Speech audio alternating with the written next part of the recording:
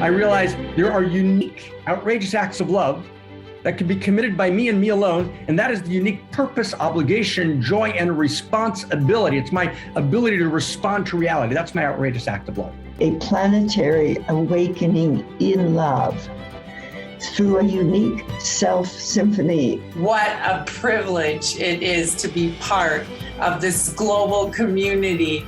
There's a voice within me that asks, who am I, right? Who am I in all of this? Each and every one of us has a unique gift to give that we desperately need.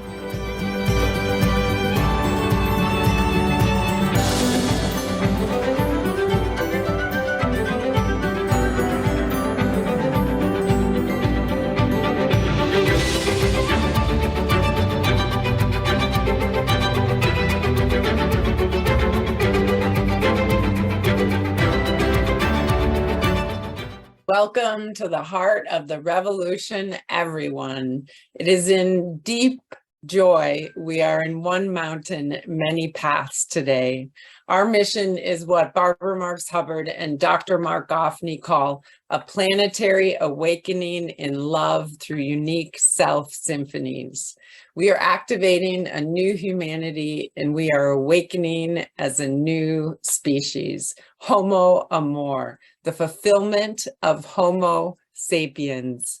As a church, a synagogue, a mosque, a temple, a zendo, no one is excluded, everyone is included, and we come together to attune to the evolutionary impulse awakening within us.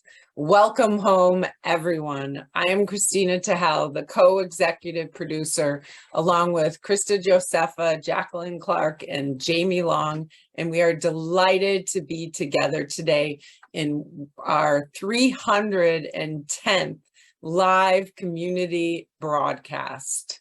What a privilege it is to be part of a global community where we contribute to humanity's flourishing. Use the Zoom and the Facebook chat functions to say hello, to let us know where you're from, to express your prayers, and to resonate the Dharma. On Zoom, do check that your chat settings say everyone so that we can all hear from you. Care to step deeper into community through the work and practice of creating the great Homo Amor Library? We are a thriving community and work group. Reach out to Krista for the holy opportunity. Her email is in the chat box now. Our weekly gathering, Writing to the Evolutionary Love Codes, where we meet together each Monday to alchemize the evolutionary love code we are working with. Members receive an email with the details. If you don't receive the email, I personally invite you to step deeper into the center of this community and the practice of writing outrageous love letters. And I'd love to deepen with you. Next Saturday, September 24th, as part of the launching of the Unique Self Institute, we will resume our study group, diving into awakening your unique self with Claire Molinar. David Cicerci and myself and Jamie Long are assisting, and sign up for $50 per month for membership to join part of this course. Dr. Mark Goffney will join us in part 2 to share the evolution of the unique self-dharma. More information on One Mountain, manypaths.org, and the link is in the chat box now. What to expect today? First, a Dharma recap from myself. Then Dr. Mark will set our intention. Then David will resonate the evolutionary love code that we're working with. Then we step into our evolutionary sense makings with Dr. Mark, and then we move into meditation to enter prayer. Krista invites us deeper into community, and we'll hear from David. And then to close, we will bring people on for our goodbyes and a short dance practice. I welcome all who are new. We need you. If this is your first time, these teachings do stand on their own, and every week builds on the previous teachings. We do encourage you to listen to previous episodes. Today, you will hear unique language. Trust the magic ways the language or Dharma comes through your understanding. One Mountain, Many Paths is radically committed to telling the new universe story. Now for my recap from last week. Responding to the meta crisis, relocating humanity in the field of value. If you want to imagine and to feel into what this moment is like, think the Renaissance. Think of the pre-modern world with everything that it thought it knew about God, man, woman, desire, and power. All of that was crashing. People had no idea what to do. It was clear that the old world story, the old world was insufficient to respond. And yet, the new world hadn't been born. History was afoot. Then something began that was a new emergence. She, the force of Eros that moves reality, that an erotic mystic feels in their body. She gathered people, primarily in Florence, Italy, for a new emergence of what it means to be a human being, how we gather knowledge, what the relationship is between our finitude, our mortality, our bodies, and the larger universe, the larger cosmos.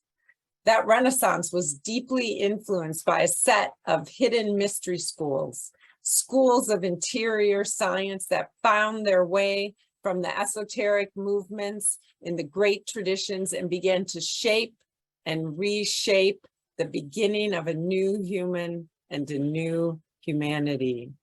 That story was the story of modernity, the scientific method, the ability to steal fire from heaven and to light a flame planet Earth with human possibility. From 500 million people to 8 billion human beings, 8 billion loci of creativity, eros, goodness, truth, and beauty, an unimaginable explosion. Exterior technologies exponentialized, and at the same time, after that initial outburst, interior technologies grinded to a standstill. We began to measure and commodify the human being. The human being was commanded to self-commodify according to a standard of measurement in which we are productive in this new society. And if we are not productive in a way that is commodifiable and measurable, we are not really sure what our value is. We don't manage to root our assertion of universal rights in a true story of value. We declare them, but we are not sure why they are true.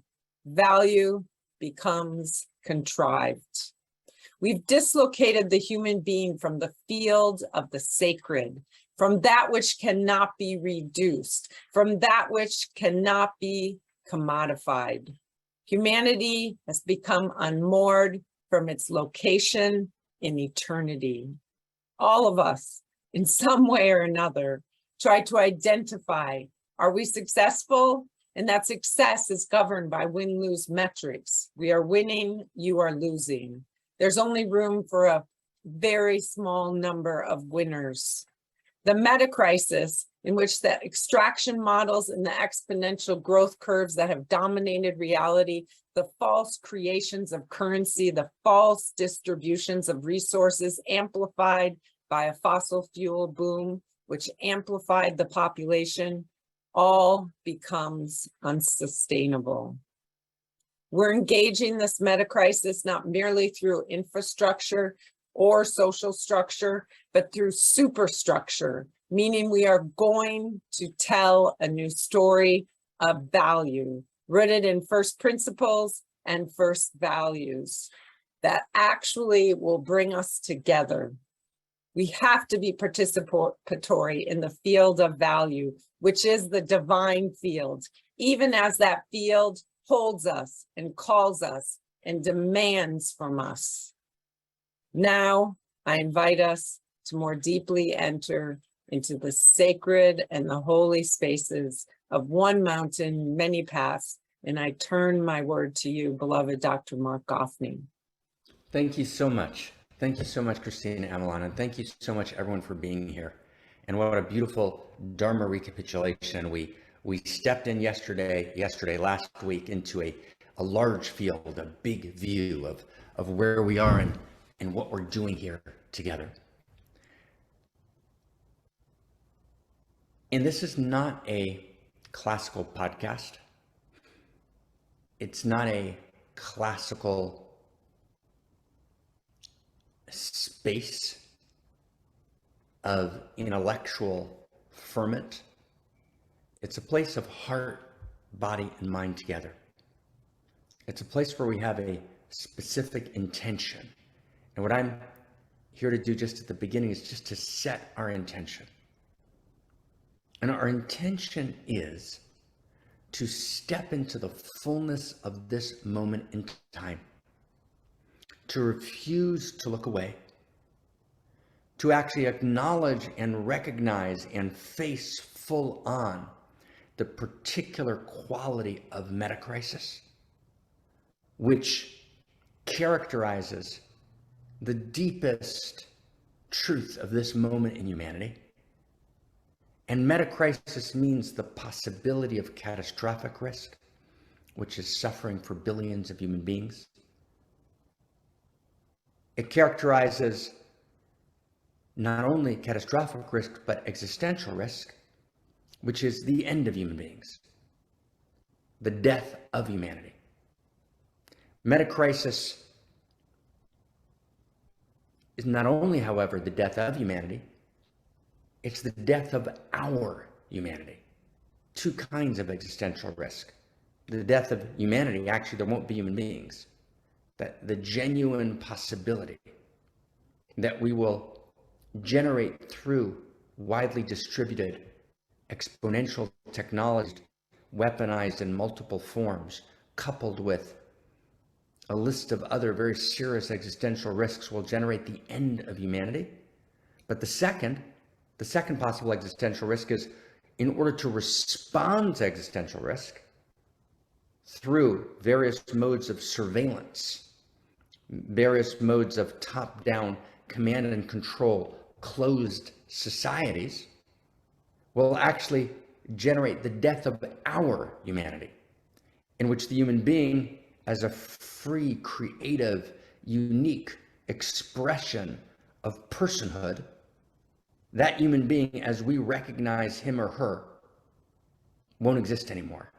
Humanism will have died, and it will be replaced by a top-down totalitarianism mediated through the nervous system of the planet, which is the structures of the planetary stack, particularly the internet, and the structures of that internet will become totalitarian.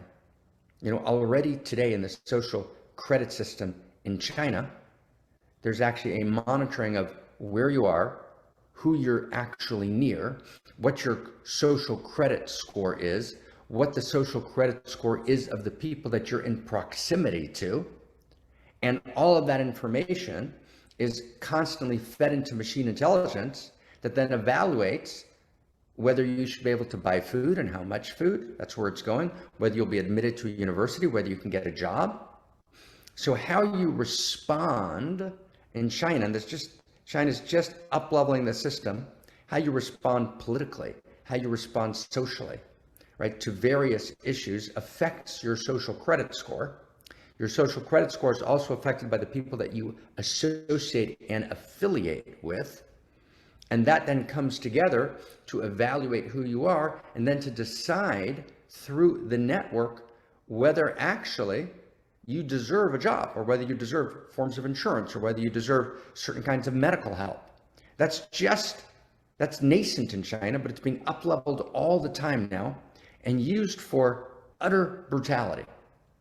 And paradoxically, in the United States, in Western Europe, a similar form, right, of social credit system is developing, although not organized by the top-down closed society, but actually a self-organizing kind of division of society into polarized groups, which create in society a kind of shocking, horrific, downward pull towards the most vicious and the most negative and the most polarization. It's not yet organized in the social credit system, although there are multiple vectors that are moving in this direction, as a book by Brett Fleischman called Reengineering Humanity out of Cambridge University Press kind of outlined in 2018. These are descriptions, potential visions of the death of our humanity. Now, what we're understanding here at One Mountain, Many Paths is that actually it doesn't need to go this way. That actually we can face the meta crisis, and by facing it, by internalizing it, by knowing it, by understanding it, by deconstructing it, we can actually understand its root causes. We can see beneath the headlines. We can see through the enormous confusion, right, in the daily news, and actually understand that there's certain very fundamental, structural, essential things happening that are cause for the breakdown. And once we can see cause for the breakdown, once we can see cause for the meta crisis, we can revision reality. We can actually heal those causes. We can actually rewire, right, the very planetary stack, and we rewire it through evolving the very source code of consciousness and culture, which enables us to then enact a planetary ethos for a planetary civilization, right? A global ethos for a global civilization. And as we said yesterday we had a meeting of kind of the inner board of the Center for Integral Wisdom and Office for the Future, the Foundation for Conscious Evolution, kind of the cluster of think tanks that are working together that host One Mountain, Many Paths. And one of the things we talked about was this absolute need to evolve the source code itself of consciousness and culture, because the source code determines what's happening everywhere. So you got to be able to get into the source code, to see the source code, and to evolve the source code. And evolving that source code is what we call the Da Vinci move. That's what we mean. We call it a Da Vinci move. And by Da Vinci, we refer to, of course, to Leonardo da Vinci, and I always refer to Marcello Ficinio, and I could list 20 other people in the Renaissance who live at this time also, which is like our time, which is this time between worlds, this time between stories, where the planetary systems are breaking down, where a pandemic rages. You can't get, I said this 1,000 times, you can't get to every village and heal the Black Death. So you need to actually do something to address the breakdown. And Da Vinci, Ficinio, and the gang of the Renaissance, they addressed the breakdown, the time between worlds and the time between stories, through telling a new story of value. And that new story of value becomes modernity. And so what we've said, and I'm kind of re-articulating this because we're at this new beginning. What we've said is that we're going to commit here in One Mountain, Many Paths to actually tell this new story of value and to articulate what is value, to articulate, right, a new set of equations and values that we can download into the very source code of consciousness and culture, to actually heal, to evolve the source code, which is, in our best understanding, right, the best shot, maybe the only shot we have of actually avoiding existential and catastrophic risk, right? It's not a pipe dream, though. It's completely possible. So the only thing that is unchanging in the world is that it always changes. It never remains the same. And what we want to do is we want to actually be able to ride that great horse of change and actually find our way and set a course by actually entering the very source code of reality itself and rewriting that source code, right? Reauthoring the human story, which is of course what human beings have always done. But this time we need to do it. We need to do it consciously. We need to understand that we're in the Anthropocene. We're in the world in which human beings determine the future of evolution. We need to move from unconscious evolution to conscious evolution. Conscious evolution is the realization that the entire evolutionary process is awake and alive in us. And we can move to this place in which we can actually assume the gravitas of our power. And our power actually is to create a future or to not have a future. We have the powers of ancient gods, but we need a new story equal to our power. And that new story of conscious evolution is what we're calling the story of cosmoerotic humanism. And cosmoerotic humanism is the new story of value rooted in first principles and first values. And I repeat some version of this at the beginning of every week, not to give you new information, not for information, but for invocation. We're invoking the conversation. This is a unique conversation. It's the Renaissance conversation. We're in Florence. We're at a much more dangerous time, exponentially more dangerous because of exponential technologies, because of a world in which infotech unites and interdigitates the entire planet. So exponential technologies in an interdigitated planet of infotech and nanotech and biotech, when you put all those together, you have the capacity both for a utopia that's unimaginable and for the end of humanity. So wow, it's an incredible time we're in, and we're filled with hope, and we're filled with passion, and we're filled with possibility, and we're filled with a radical commitment to actually write this great library of cosmoerotic humanism, and to actually re-soul, right, the very matrix of consciousness and culture itself. That's what we're up to. And we're up to it day and night. It's not a hobby. It's not a side gig, right? It's the ultimate gig. It's the ultimate moral imperative. It's the ultimate erotic imperative of humanity, of being a human being at this moment in time. So the greatest single act to alleviate suffering that a human being could do, right, at this moment in time, is to say, what is my role to play in the unique self-symphony that is participating in evolving the very source code of consciousness and culture? And what's the art that's mine to create? Because it's all art. It's all art. All of reality is art.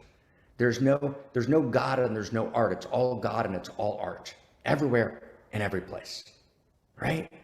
And by God, I mean that which is holding the whole thing, the love intelligence and love and beauty that adheres in everything and that holds everything, that is itself pure art, pure color, pure symmetry, pure pattern, pure depth, pure value, evolving value, goodness, truth, and beauty, right? All of that. So we're here to do that. That's shocking. It is shocking, right? It's beyond ecstatic. It's urgent beyond imagination. And the way that we're going to do it is we're going to every week offer an evolutionary code. We call them evolutionary love codes. Evolutionary love refers to a specific quality of cosmos we're actually going to talk about today. We call it sometimes we call it evolutionary love. Sometimes we call it outrageous love. Sometimes we call it eros. But we're referring to the same central first value of cosmos that lives all the way down and all the way up the evolutionary chain, and that appears in a unique and evolved form in the human world. And so there are codes. We said yesterday there are patterns inscribed on the walls of nothingness. There are intrinsic codes of meaning and information that live in reality and that continuously evolve through matter, through life, through cosmological evolution, biological evolution, and ultimately to the depth of the self-reflective human mind. And it's knowing those patterns, identifying them, validating them, and then articulating, here's a big sentence coming at you, articulating, and maybe we can catch this in the chat box, articulating a universal grammar of value, right? That is a context for our diversity. That's what's going to change the very source code of consciousness and culture itself. That's a very crazy, wild, big deal. That's our intention. Okay? Are we ready? Are we ready? Are we ready? Are we ready? Am I ready? Are you ready? Are we ready together? Right? Are we ready to actually step up and actually play an instrument in the unique self symphony? And it's a huge shift. And if I can, with permission, I always say we, right? And I mean we. But I want to say the we in a way that all of our yous, each of us individually, right, feel personally addressed. So I want to address myself. And if I can, I want to address our larger we. And if I can, with your permission, gently, tenderly, I want to address you. And are you ready to play a larger game?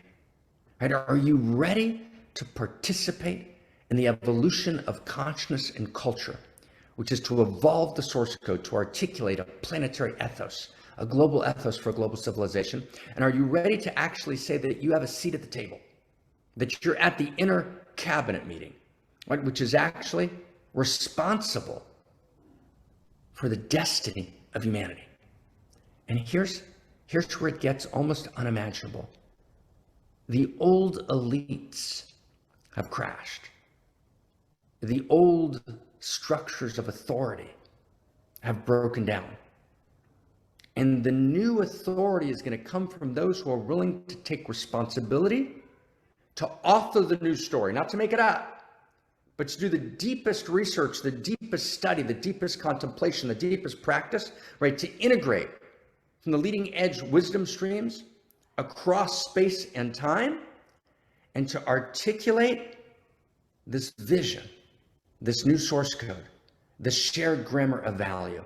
So are you ready to step up and to contribute the best of you, the most beautiful of you, the deepest truth of you, time, resource, energy? It's all about energy. Where is my energy going? And to actually say, I have a seat at the table, and I actually can be part of the unique self symphony in this lifetime that actually activates, actualizes, articulates, right, the change that changes everything. And if you know anything about history, if you're a student of history, and if we don't know history, we don't know anything about the future. If we don't know anything about the past, it's only these kinds of groups of people who established, they never had a name for it before, but let's call it a unique self symphony. Because unlike the old world, where there was no real vision of unique self, it's actually about each of our unique selves and each of our unique gifts coming together and forming an evolutionary we space that actually has the capacity to generate these new source code structures. So if you want to play, right, let us know. And Krista is gathering together with Christina, who did the beautiful Dharma recapitulation. Christina and Krista, right, are gathering an evolutionary sense-making team to do editing, right, to do writing, to do proofreading. And if people want to gather in doing research, and I'm going to add on next week an entirely new function, right, for the evolutionary sense-making team, which is about how to read science in a new way. And I'm going to invite science readers and researchers, right? But everyone's welcome, right, to actually take part. And a first step, a gorgeous first step, is to actually find Krista directly. I believe her information is in the chat box, or it's about to be, and say, I'd like to participate in the evolutionary sense-making team. That's step one. If you want to step in, that's a great step, great way to step in. I want to resource it. I want to proofread in it. I want to edit in it. I want to, right? Or if someone's interested in, right, stepping into a different dimension, right? We'll talk about some new dimensions either at the end of today or next week, which are research dimensions, right? If you want to create art and contribute art, whatever you want to do, right, that has to do directly, right, with creating, right? And that's our move. Our move is going to be this great library. And out of this great library of books, we're going to go to movies. We're going to go to media, right? We're going to go to, right, popular books. We're going to go to children's books. But first, the next years are about getting down deeply, the source code structures of the Great Library. Well, let me just find each other in the chat box just for a second. So just give me a little feedback for a second. Is that okay? I'm going to open the chat box. Is it helpful for you? It's really helpful for me. But is it helpful for you to have us spend this time setting the intention every week? And I do it, I said, not as information. I do it as invocation. You get the difference between information and invocation? So in other words, the intention setting at the beginning of one mountain, right, is not information. I'm not giving you information, right? It's more like it's an invocation. We're invoking, so we're actually practicing. So you can view this not as informational. I know that lots of you have different pieces of this information because we've been doing this together for a while, but I do it for myself as literally a practice of meditation, a practice of prayer, right? A practice of radical embodiment where I orient myself in this moment for the whole week, for every second. Okay, so it's a practice of invocation. Wow. It's so insanely great to be here. So insanely great to be here. David, are you ready? Let's take us into the evolutionary love code. Oh my God. Right? We have a drum roll. Are we ready to play a larger game? Yes. Are we ready to participate in the evolution of love and to articulate the evolutionary love codes that are the ground of the new story, the new human and the new humanity that responds to the meta crisis with an articulation of the new human possibility? David, take us inside. Code for this week. Here we go. Yes. All right, stepping inside, continuing the invocation with this code, which is basically starts with questions. All the big paths in life start off with questions, don't they? So here's this week's evolutionary love code. There are 3 great questions in life. The first question is, where am I? The second question is, who am I? And who are you? The third question is, what is there to do?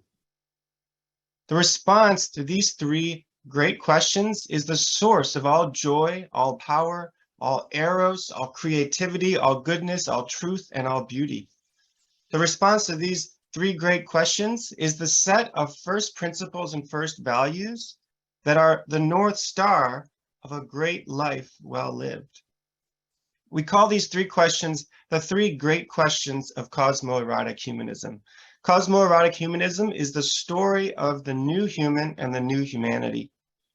Cosmoerotic humanism is the expression of what may be the most potent and powerful self-understanding that humanity has ever been able to articulate. And with that, I turn my word back to you, Dr. Mark. David, oh my God, are we ready? Okay, so we're gonna play. And before we play, we just have to, oh my God, we just have to sing for a second. We just need to chant for a second, just to kind of like go in even deeper, open up the space even deeper. That's a gorgeous code.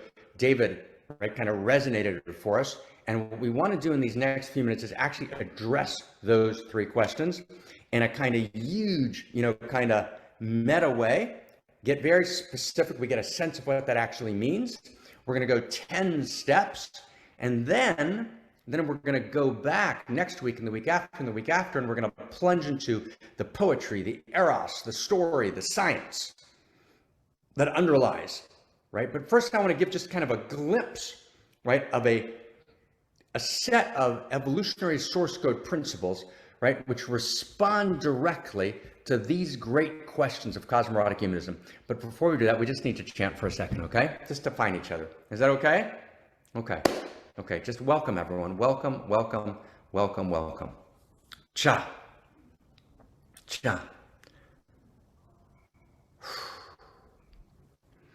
Inna inna inna na inna na na na inna na inna na na na inna na nimma na na na inna na inna na na na inna na inna na na na inna na inna na na na inna na inna na na na hey ho. Try it wherever you are.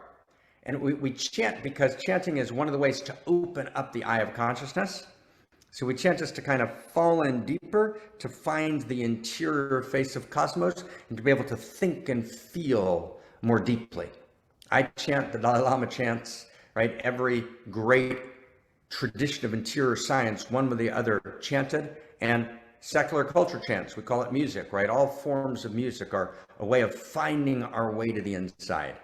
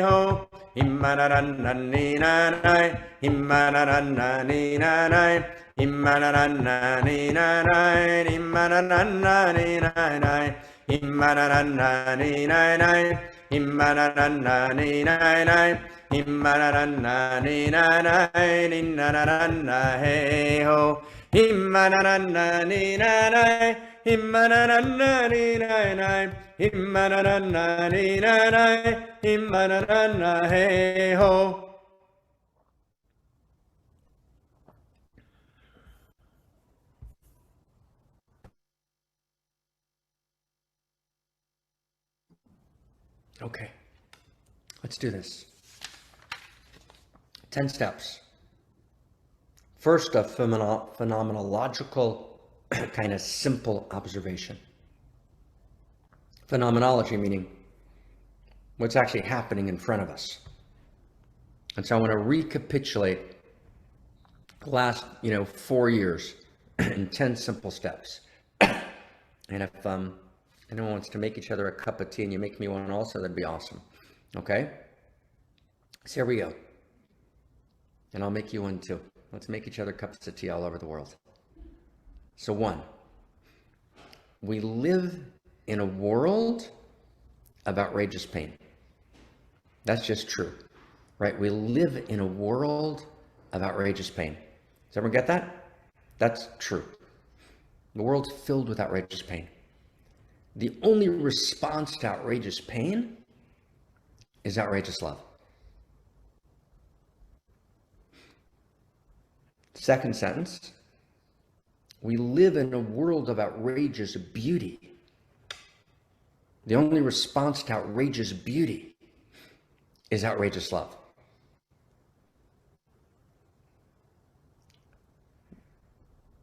Now, both of those are true. And we can't look away from the pain, and we can't look away from the beauty. And our response to both the pain and the beauty is outrageous love. And outrageous love is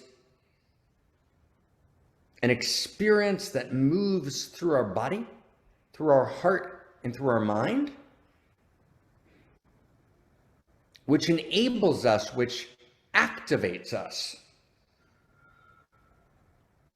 and allows us to not answer the question of why there is there beauty and why is there pain, but to respond to the beauty. We respond to the beauty through outrageous love, and we respond to the pain through outrageous love. And only outrageous love can hold the pain, and only outrageous love can hold the beauty. So that's step 1. And we're going to unpack this. We're going to deepen. That's step 1. Step 2. So what does that mean? That means that the human being at core is animated by a quality that we're calling outrageous love. And what do we mean by outrageous love?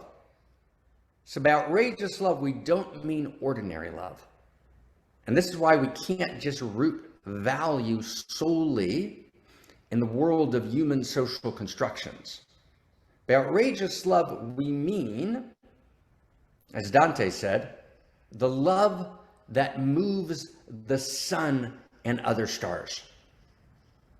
The love that moves the sun and other stars, or as Tagore, the Bengali mystic, said it. By outrageous love, and of course, he didn't use the word, neither Dante or Tagore, outrageous love, but they were referring to this phenomenological quality of reality that we're calling outrageous love. Tagore says, love is not mere human sentiment. It's the heart of existence itself. And it's not enough to root eros or love in a human construction, which is arbitrary. But actually, this human construction, that which is emerging in the human being, which is flowing through the human being, is the current of cosmos, which is the interior face of cosmos, which is the interior face of the human being who participates in cosmos. And what George Bertrand Russell actually said, he's misunderstood, right, as actually articulating a position of value which is intrinsic only at the level of human beings. What Russell actually says is, he says, the only problem with my atheism is that I can't quite believe that the only problem with mass murder is that I don't like it. Right? It's a big deal. It's the problem with materialism is that it assumes that our objection to unlove, for example, mass murder, is simply a collective human preference, a particular social structure. And that collective human preference, right, is unreliable. Ask Mao, ask Stalin, right, ask Hitler, right, ask the 100 million people, non-combatants killed in the 20th century, right, if that collective human preference is sufficient, right, to generate, right, the most beautiful world that we know could and should and must exist. So outrageous love, by the word outrageous love, we mean Tagore, right, outrageous love is not, or love, he says love, but he's referring to outrageous love, is not mere human sentiment, right, it's literally, right, the heart of existence itself, right, it's the very heart of existence itself. Meaning, who I am in my most profound interior that animates my body that's generating 3 million cells every second, right? Billions of cells a day. And each cell is a configuration of allurement and desire. That is to say eros, that is to say love. That is to say, my very physical constitution is actually the movement of eros in my body embodied in what we call biology. Who I am is a unique configuration of outrageous love. That's who I am. That's my nature. That's my essential nature. My nature is I'm a lover. Right? I got to train the art of love. I have to cultivate love like we cultivate great art. I have to participate in the evolution of love in me, as me, and through me. I have to train my goodness, which is an expression of my love, but my goodness, my love, my eros is inherent. It's not automatic. It's not natural in the sense that it doesn't need to be trained. It's inherent. Human beings are not naturally good or automatically good. They're not default good or default loving. They're inherently loving. They're inherently good. And that inherent love, that intrinsic good, that intrinsic love, eros, needs to be cultivated, needs to be trained.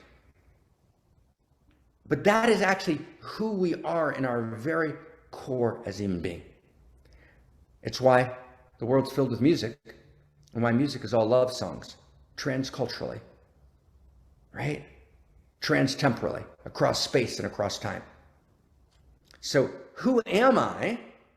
I'm a unique configuration of outrageous love, right? That's who I am. And outrageous love is the eros of cosmos, that moves towards ever deeper contact, that desires, right? It's a love story. Whitehead says correctly, who writes Principia Mathematica with Russell, Whitehead says correctly that the appetites of reality live in us. But appetites means simply desires. The desire of reality lives in us, and the fundamental desire of reality is erotic. And the erotic motive of the cosmos, right, is to generate wider and deeper fields of love, of eros, of separate parts coming together to form larger wholes with deeper intimacy and shared identity between them, and deeper feelings, mutuality of pathos. We can feel each other. We can recognize each other. We have mutuality of purpose, right? That's the intimacy that's generated from loving, right? And so eros moves towards separate parts becoming larger wholes. Eros is an outrageous love. Eros moves towards deeper intimacies. And intimacies, in our intimacy formulation, intimacy is, right, shared identity in the context of otherness, plus mutuality of recognition. We recognize each other. Mutuality of pathos. We feel each other. Mutuality of value. There's a shared field of value, and mutuality of purpose. We have shared purpose, shared direction, shared telos, right? That begins at the subatomic level, and it moves all the way through the cellular level, all the way through the level of organism, and all the way up the evolutionary chain. So there's an evolution of love, but there's a continuity. At each level, love becomes more conscious, love becomes more inclusive, love becomes more refined, right? Love evolves. But at the core, there's this quality of outrageous love. Not ordinary love, not love as a mere human construction, but an ethos which is rooted in eros. Because actually there's no split between the erotic and the ethical. The erotic and the ethical are one. Eros and ethos are one thing, because what eros is the movement of separate parts governed by love, governed by the integrities of love, to form larger wholes, wider intimacies with mutualities of pathos, recognition, value, and purpose. So who am I? We're just in principle 3. Who am I? I'm an outrageous lover. Did you get that? That's who I am. Who I am is I'm an outrageous lover. That's who I am. That's actually who I am. Who am I? I am actually constitutionally, not conjecturally, if I can make up a word, not made up, not contrived. I am constitutionally an outrageous lover. That's who I am. I am constitutionally an outrageous lover. Wow. I'm not an ordinary lover. I don't love according to the particular sentiment of my time. I'm called to something which is deeper than my time. And that is this shared quality of eros that's lived through all time, that lives in me. Right? Wow. It expresses itself through social prisms, but it's beyond social prisms, which is why even at times of just tragic levels of human development, there were still then already people who saw beyond that, who were already reaching for the next levels, right? Who actually already embodied in their center of gravity, a center of gravity that was beyond where culture was at that time. So let's stay close, friends. Let's stay close. Who am I? I'm an outrageous lover. Okay, wow. Now, what do outrageous lovers do? Okay, principle 4. So now we've established identity. Who am I? I'm an outrageous lover. That's who I am. Outrageous love lives in me, as me, and through me. Right? David Bohm, right, the student of Einstein, wasn't wrong when he said the human being is a clue to the universe. Meaning, when I access that quality of outrageous love, which is constituent to cosmos, which is the essential force, the eros, the outrageous love that animates the 4 forces of cosmos, right, that actually animates the 37.2 trillion cells that move in us in every second, which they're hundreds of trillions of atoms and atomic structures, which are all configurations of allurement, right? That outrageous love, right, is the interior face of cosmos, because my interior participates in the interior face of cosmos. Now, number 4, what does an outrageous lover do? Well, it's simple. An outrageous lover commits outrageous acts of love. That's what an outrageous lover does. That's what I do. I commit outrageous acts of love, right? So where am I? The question, where am I? I'm in a cosmos animated by Eros. That's where I am. Meaning, where am I? I'm in a love story. Right? I'm a character in a love story. Right? My beingness and my becomingness, meaning my changing, evolving self and my ground, and the very ground of being is rooted in a matrix of Eros. I'm living in a love story. That's what we mean when the universe is not merely a fact. The universe is actually a story, and we're going to talk a lot about story this year. What that means to the universe is story. And even the principle of story doesn't begin with the human being.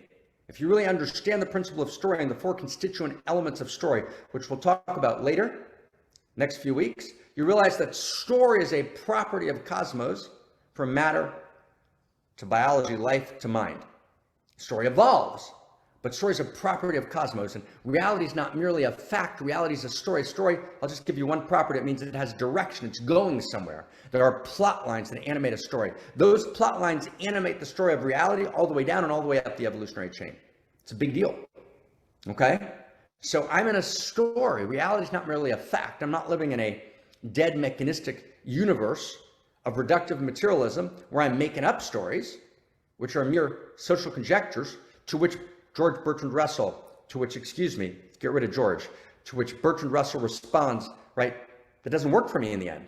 It breaks down. I can't construct an ethos. I can't raise children based on that, because in that understanding, the only thing wrong with mass murder is that I don't like it. That's not enough. No, mass murder is a problem because it violates the structure of Eros, which is cosmos, right? And that structure of Eros evolves, and at the human level, we come to understand, right, to articulate clearly this realization that actually, right, you don't get to mass murder people. Don't get to do that. Not okay. That's a violation, not of a social norm. It's a violation of the intrinsic structure of reality itself. And I need to care for every man, woman, and child. And I need to feel, right, the intrinsic dignity of every man, woman, and child, right? And I need to support the emergence of the unique story of every man, woman, and child who has their own poem to write, and their own song to sing, and their own way of laughing, loving, living, and being in the world. But those are principles of Eros which are intrinsic to cosmos, that emerge, that are ever emergent, that evolve at every level of evolutionary development. So at the human level, right, I become conscious. Evolution becomes conscious of itself uniquely in me in a way that it never was before. So who am I? I'm an outrageous lover. That's who I am. What do I do? Number 4, I commit outrageous acts of love. And not because it's a pretty costume that I'm putting on my otherwise bestial self, but because that's actually my inherent nature. My inherent nature, right, is to love, and to love madly, which is why in every society people love madly.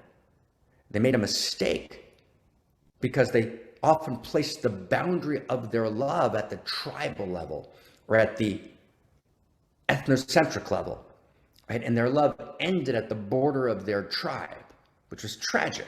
So we need to move the borders that circumscribe and limit and contract love to a particular geographical place, or to a racial place, or to a religious place, or to a national place. Of course we do. That's the evolution of love. But everybody loved, right? Everybody loved, right? Everyone felt some sense of, I need to care, I need to be concerned with, I need to feel. And then as evolution moved, what that feeling meant and the boundaries of who was included in that feeling expanded. So who am I? I'm an outrageous lover. What does an outrageous lover do? An outrageous lover commits outrageous acts of love. That's number 4. Number 5, which outrageous acts of love are mine to commit? What's mine to do? There's so much that needs to be done in the world. What are the outrageous acts of love that are mine to commit, that I need to do? And that's number 5. So the outrageous acts of love that are mine to do are the outrageous acts of love that are a function of my unique self. In other words, who am I? Who am I? We've got where am I, right? We asked 3 great questions of cosmoerotic humanism. Where am I? I'm living not merely in a world of facts, I'm living in a story. And a story has plot lines. And the nature of the story is it's a love story. And that's what we mean when we say reality is not merely a fact, reality is a story. When we say reality is not an ordinary story animated by ordinary socially constructed realities, reality is not an ordinary story, reality is a love story, but reality is not an ordinary love story, not love as a social construction of reality as a mere story. Reality is an outrageous love story. Reality is an evolutionary love story, meaning love is a core principle of reality itself. That's what outrageous love means. Outrageous love, eros, and evolutionary love are all ways of saying the same thing. So see if we can get this together, because this is absolutely core. Reality is not merely a fact, reality is a story, right? And the story matters. So science says reality is just a fact. That's true. Reality is a series of facts, and science is doing an incredibly gorgeous job at unpacking those facts, but science is doing more. Science is also sensing, if it admits its own enterprise to itself, patterns in cosmos, patterns written on the walls of nothingness. Reality is not merely a fact, reality is a story. And the story is not just a story about getting to the next world, which is what religion said in response to the old sciences. No. In cosmorotic humanism, we're actually articulating a new universe story that integrates the best of the sciences, but also the best of the interior sciences, the notion that there's telos, that it's going somewhere. Reality is not merely a fact, reality is a story. Reality is not an ordinary story, reality is a love story. Reality is not an ordinary love story. Reality is an outrageous love story. It's an erotic love story. Reality is an evolutionary love story. And then my story is unique. My story is not extra. The very definition of it being my story is unique. My story is not merely my victim story, which is the common story that we all share in common, although we're all victims in unique ways as well. But my story is actually, I'm a player, right? I'm actually an actor.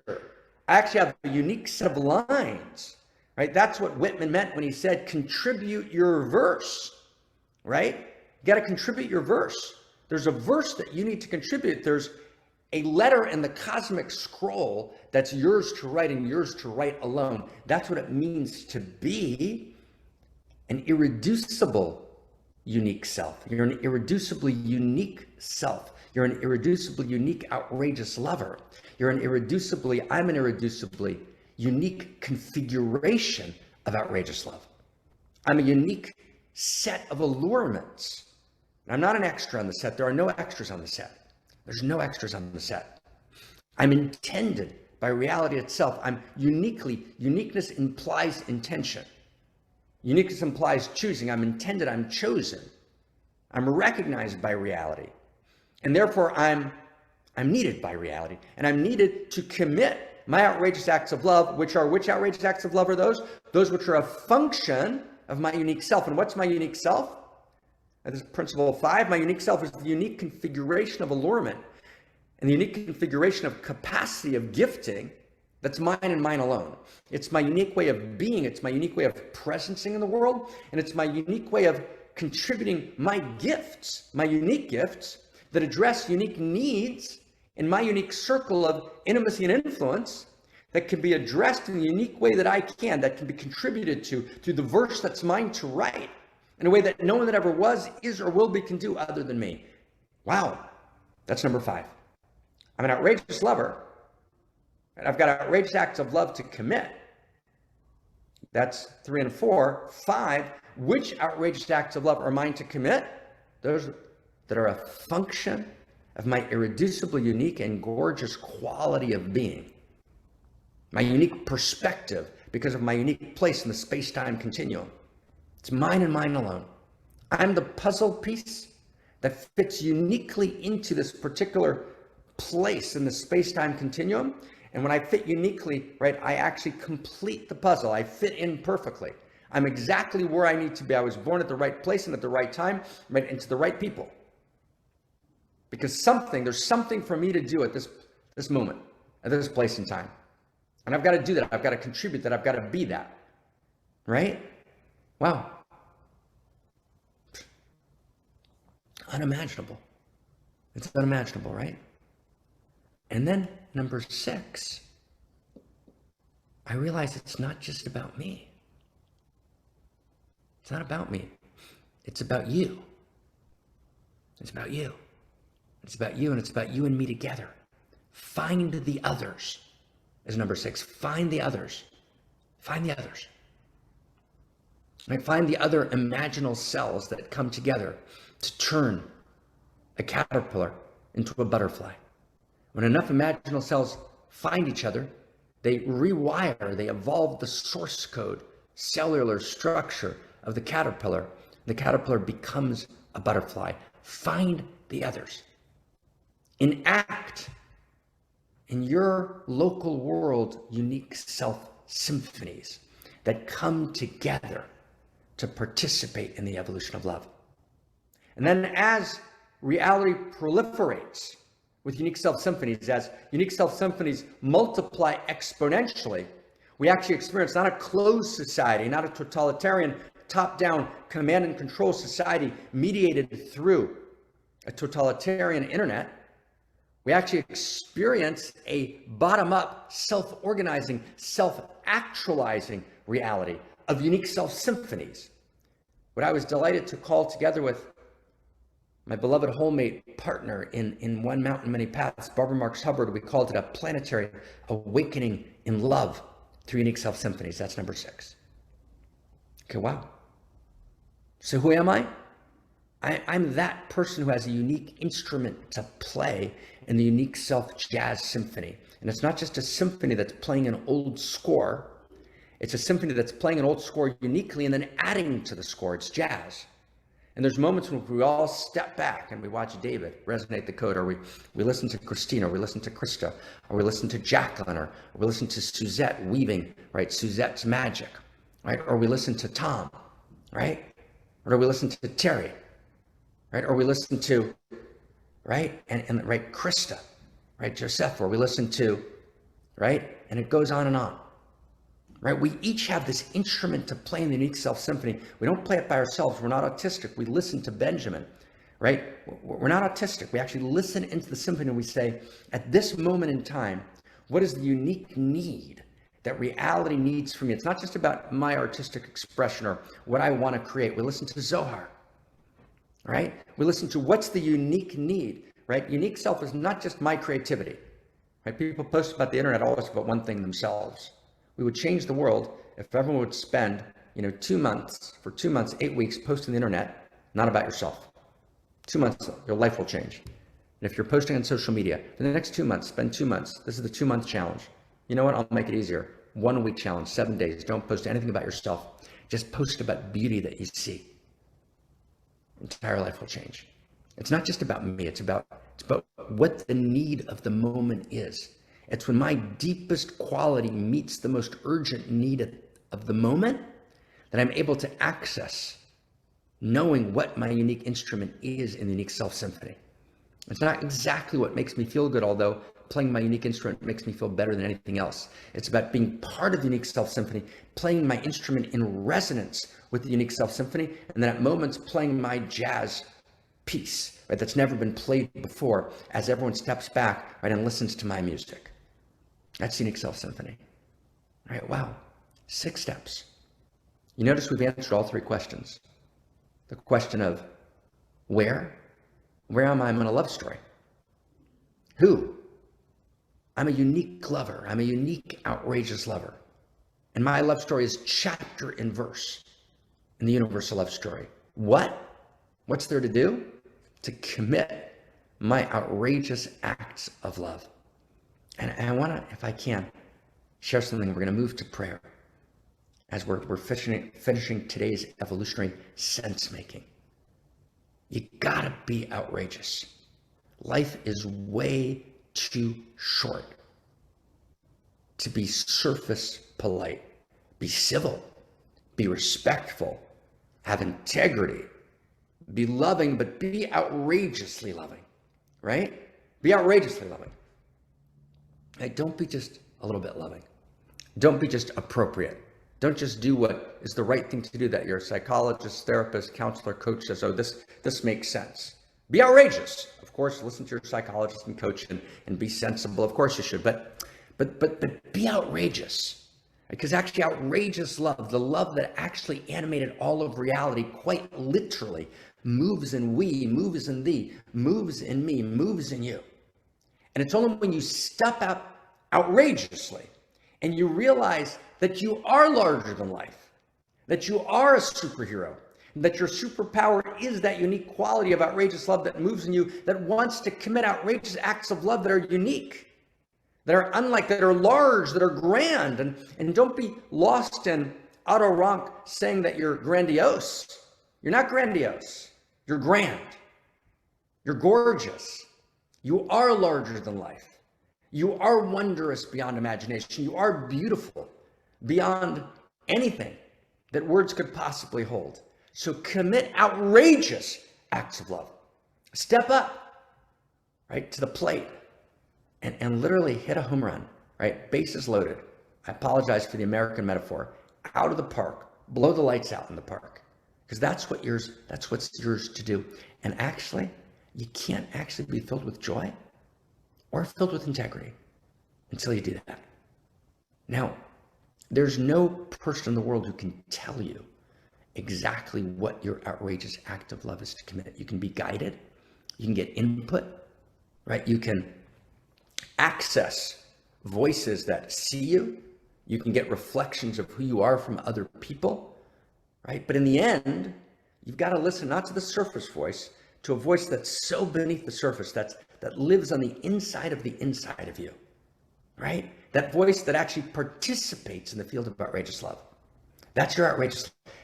You can hear it sometimes in the middle of the night. You can hear it when you're deep in nature. You can hear it when you're deep in the creation of art of any form. You can hear it when you allow the quieting of the vagaries of the ego seeking to soothe itself from the slings and arrows of outrageous misfortune. Outrageous misfortune is responded to through outrageous love and inspired by outrageous beauty. Wow.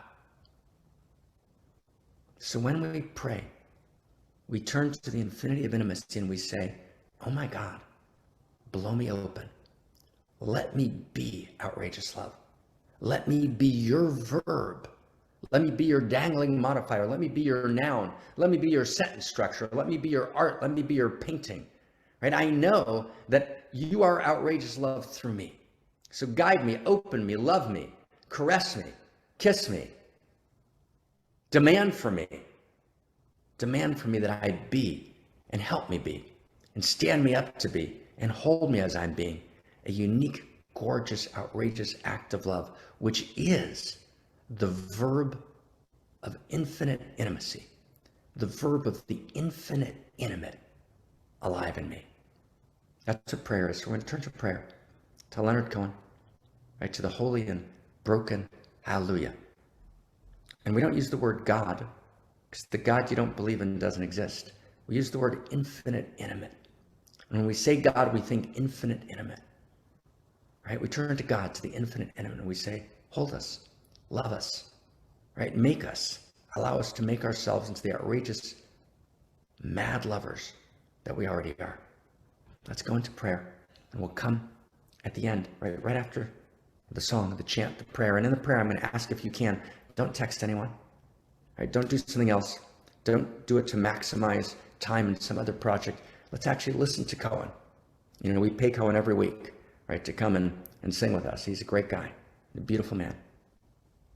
And then let's come together, and just in the last minutes before Krista finishes with us, let's actually just offer our prayer. I pray to be an outrageous lover, right, to commit my outrageous acts of love. Take us inside.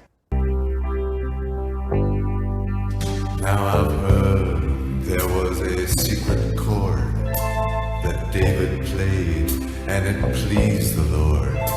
But you don't really care for music, do you? It goes like this: the fourth, the fifth, the minor fall, the major lift, the baffled king composing hallelujah.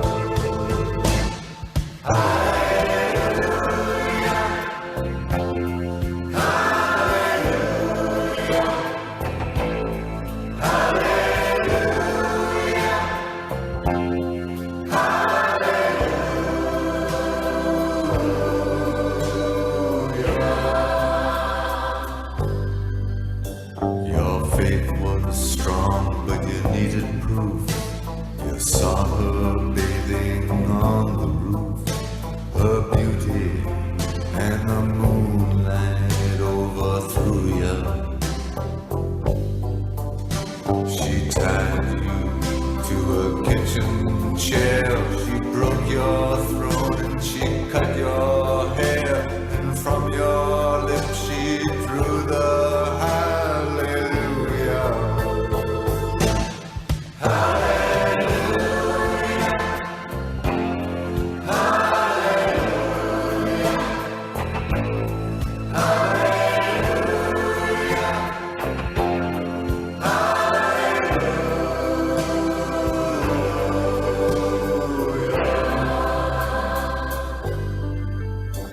You say I took the name in vain.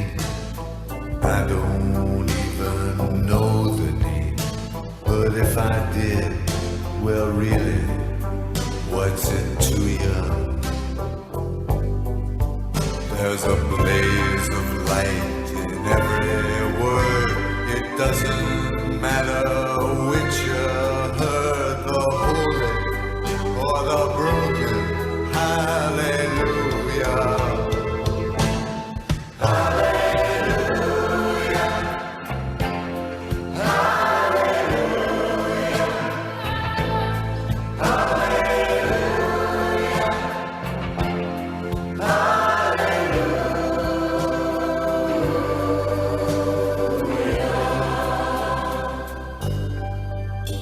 I did my best. It wasn't much. I couldn't feel, so I tried to touch. I've told the truth. I didn't come to fool you.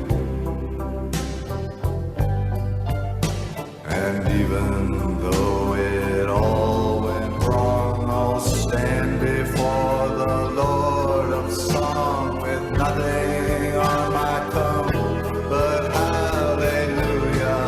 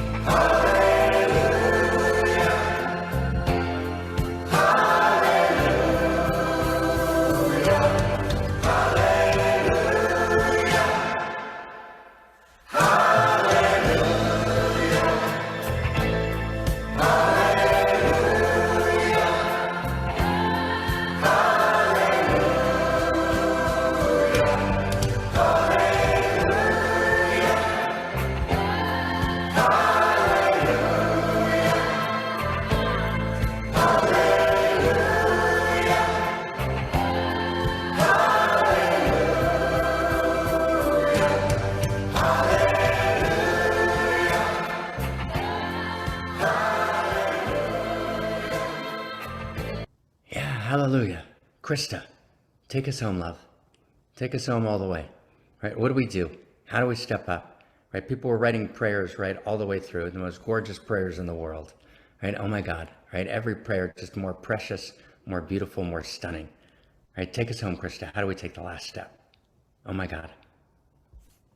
Thank you, Dr. Mark, for that beautiful, beautiful journey. I remember it's now, I think, 2.5 years ago, where Mark first asked me this question: are you ready to play a larger game? And he invited me to become the Outrageous Love Ambassador. And I'm so grateful that today we're kind of circling back again and again to this dharma of outrageous love and committing our outrageous acts of love, because that is really the beauty, the outrageous beauty that lives between us. And so our invitation here for each other is to commit our outrageous acts of love all throughout the week. And we do that by either committing outrageous acts of love and loving each other, but also by writing outrageous love letters. And we write these love letters to each other all the time in the community, in the workspaces where we co-create together. Or you can write an outrageous love letter to yourself, or to your mother, to your father, to your best friend, or even to your dog or to a tree. And the practice is to exaggerate until you are accurate. And this is really a beautiful way to access, to animate outrageous love within yourself. So let's commit together that we're going to write this week at least one outrageous love letter. And I want to invite all of us to share this outrageous love letter on our Facebook page. And the Facebook page is called Outrageous Acts of Love. And Mark shared it so beautifully before. What if we actually spend our time on social media animating it with outrageous love? What if we don't post for 7 days about ourselves, but actually about the outrageous beauty and the outrageous acts of love that we see that have been committed in the world, to tell those stories, or to tell the story of our own outrageous acts of love that we committed. So I just want to quickly show you that Facebook page.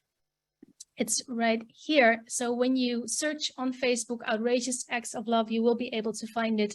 And we'll also share a link in the chat box and in the emails that we sent out this week.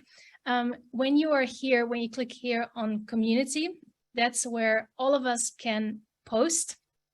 And as you can see here, Rob posted a beautiful, outrageously loving pictures and stories. So let's together animate the web with outrageous love. That is the first invitation. And then the second invitation is to just come closer, because like Mark said, what is our outrageous act of love that is ours to commit uniquely?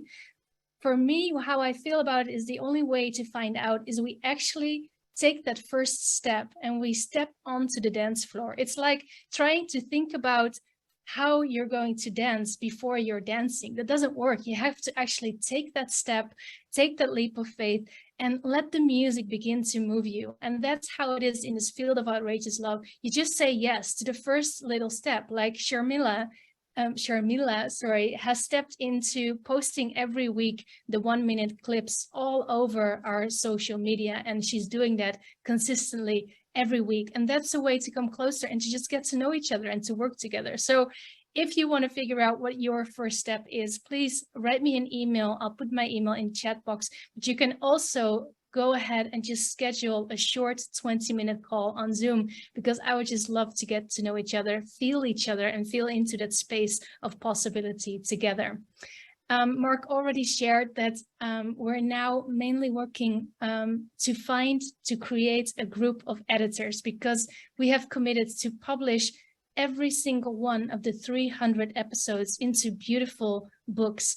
And we are all needed to step in to edit, to publish, to format, to index, all of that together. So if you're excited to participate in this evolutionary sense-making project, then please let me know and I will tell you much more about it.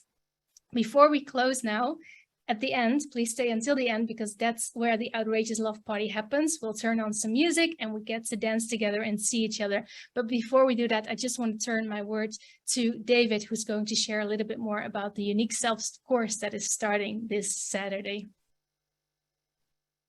Wow, this is exciting. This is a big next step for our community.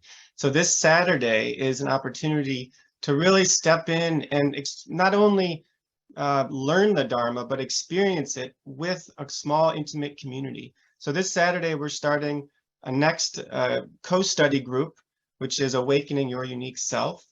And it's actually, this whole process of these study groups have actually been such an example of evolutionary love.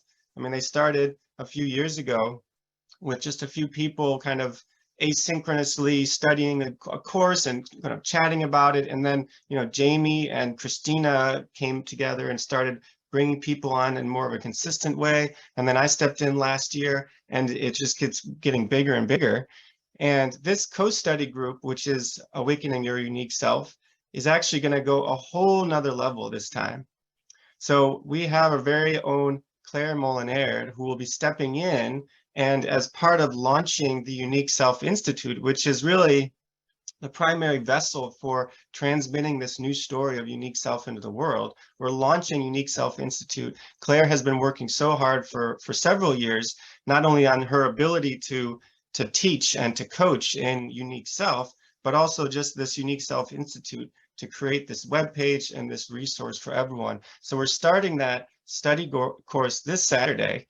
And then, part 2, actually, and the evolution keeps happening, right? Actually, in January, Mark is going to be coming in live, where he's going to evolve the Dharma, take the Unique Self Dharma to the next level after it's been almost about 10 years after you wrote the book, right? So we're going to come together for the next few months. We're going to deepen the Dharma. We're going to experience it. We're going to feel it vibrating in us. We're going to create community, create intimacy. I know I need to have a community with me to help me clarify when I'm kind of seeing things in a kind of confused way, or to open my heart again and again. So I need that community, and I know that we all need that community. So this is an opportunity. Please sign up. Please share with your friends, invite your family, and you need to register. In order to register, just email Jamie, whose email is in the chat box now. And I really hope to have you all here starting this Saturday. So thank you. And Krista, bring it back to you, sister. Thank you, David, for the beautiful, beautiful sharing on the Unique Self course. And so the way you register is you go to onemountainmanypaths.org and you sign up for a $50 membership. So anyone who's already a member, you can already access this Unique Self live course.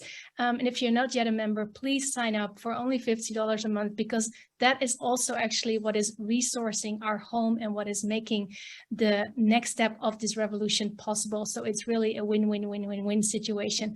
If you really want to join and you really can't afford it, also please just reach out to me and I'm sure we can figure something out for you.